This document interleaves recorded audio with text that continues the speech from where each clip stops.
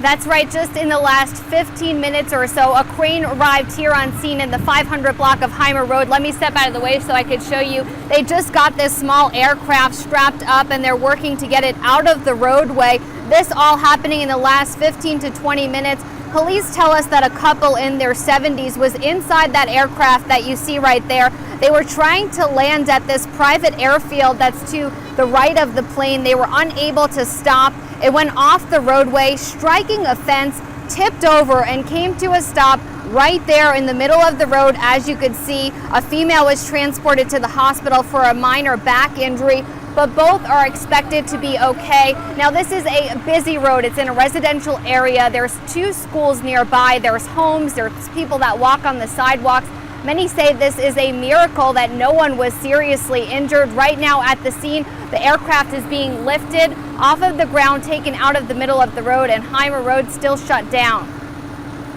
We are very, again, fortunate that the schools had not let out, because this is a very busy street at that time of the day.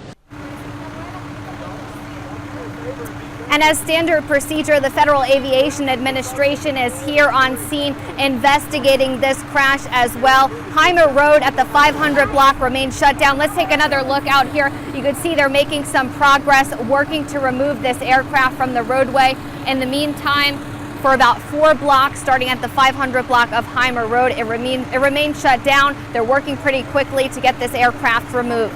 Back to you in the studio. These are some bullet holes right here. The last time Alvina Sneed was in this home, bullets riddled her living room. When I heard them shots, I flew on the ground because it was coming so fast and I was just crying. I said, oh, please, why are they doing this? Her 36-year-old paralyzed son, Stephen Pickens, was struck and later died. When I went in there, that's when I saw my son shot in the head. Several bullets broke through the wall of her bedroom where she dropped to the ground. So I felt it. I felt like I was going to get hit. And throughout the home, you could still see bullet holes in the walls. Right here on the door, you could see a few. Here on this door, right through there. She says that he was sitting in the living room. She heard close to 40 rounds. He was in this motorized chair where he was helpless. She says essentially a sitting duck. I was so scared that, I just didn't understand. Why would they kill a paralyzed person that was paralyzed from the neck down? What was the point? Pickens, a father of 3, had recently survived a shooting in January of 2017. It's how he ended up paralyzed. His mom believes this incident may be linked to that shooter as well. I want to know who came over here and shot 40-some rounds in my house and could have killed me also in the process. Could have killed his kids. Sneed says Pickens had recently started the People's Campaign to speak out against violence in San Antonio. He was featured in this photo, taking his message to City Hall. And we just checked in with police to see if they are investigating a possible connection between this shooting and the 2017 one. At this point, their response was they couldn't comment and the investigation is ongoing. Randy. Well, there's some intense training that goes on within this building, preparing educators for a possible active shooter scenario. They enter these rooms where there are simulated scenarios, preparing them for something they hope never happens. It's a high-stress environment with gunfire and screams that in the event of a school active shooter could quickly become a reality for educators. Well, adrenaline goes up very high. Very high. You immediately start sweating, that nervousness. It's why these 16 teachers, principals, and other school administrators spent this week at the Bexar County Firearms Training Center. Everything from you're sitting at your desk minding your own business on a normal day of work, all of a sudden gunshots are ringing out, what are you doing? And then they're going to respond to that scenario, and we throw in all kinds of different possibilities. They're going through 80 hours of intense hands-on training, entering simulated attack rooms, facing the staged shooter, and responding with their weapons. This high school principal, who is protecting his identity, says arming teachers isn't for every district, but he's personally ready for the responsibility. This is a very specialized training, and I don't know if it's for everybody because you really have to come in with a mindset that says, I know that I've got to go towards that fire. And the layout of this building is kind of similar to a school, but tomorrow to wrap up their 80 hours of training, they're taking this over to an actual school building. Ariana Lubelli, Fox News at 9. Tomorrow, little Ryland Ward will be throwing out a first pitch at a baseball game. Now, he is one of the survivors. He survived 5 gunshot wounds, in fact, at the massacre at the Sutherland Springs First Baptist Church. Our Ariana Lubelli caught up with him ahead of that big day.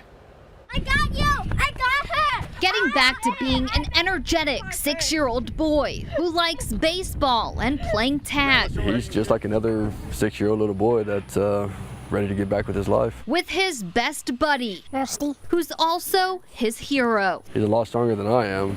I don't think if I was shot 5 times, I could ever bounce back the way he did. Their bond was tragically formed inside the Sutherland Springs Church massacre on November 5th, 2017.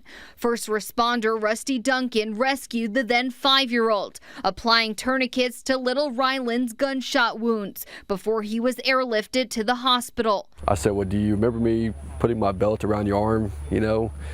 And he said, I remember you telling me that it was going to be okay. hi. Now their relationship has grown into something different. He's like one of my kids. Ryland rode in Rusty's big red fire truck when he left the hospital in January. And since then, the two have been inseparable. I wish I could do everything with him. It's a good feeling from somebody who I didn't know back in November to somebody who I've gotten extremely close to. Tomorrow, Rusty will throw the first pitch with his ¡1 fan, Ryland, by his side at the Floresville High School opening game. I threw a pitch. I got it. I threw it far. That boy couldn't catch it. You thought you were going to get in there. Also, some great news to report. We've learned that a team of volunteers and contractors are building a brand new home for Ryland and his family. We'll have more on that when the construction begins next week. Back to you. Well, the owner spent over 20 years growing San Antonio's largest piñata shop, and now take a look at it. Stacks of rubble and piles of debris. The owner says with no insurance, she's hoping that the community can come together and help her start over from here. Every part of this ceiling has collapsed and it was full of piñatas. It's tough for Cynthia Cuevas to look at the stacks of burnt piñatas inside of her startup business that she built. I couldn't believe it. I don't know how I was going to start all over. From the ground up. That's all I've done for 30 years. What do I do? So I'm officially unemployed today.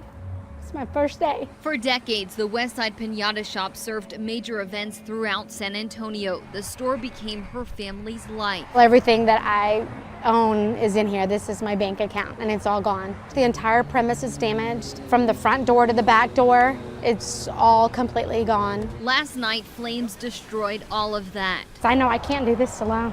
There's just no way. And already the community is showing her she won't have to.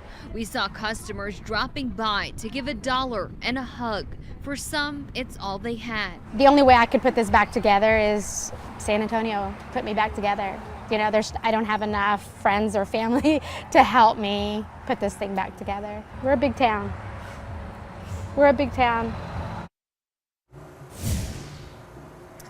And the owner tells me this actually could have been much worse. She says that fire crews were out on Culebra heading to National Night Out when they saw the flames themselves, and they actually pulled over before they even got a call. They were able to quickly assess the situation. Out here tonight, people are still helping to clean up, and many volunteers have come forward to donate things, but they tell us that they are still in need of cleaning supplies. They're also in need of a trailer, and also anyone who wants to donate their time to help clean this up and get it organized. Ariana Lubelli, Fox News at 9.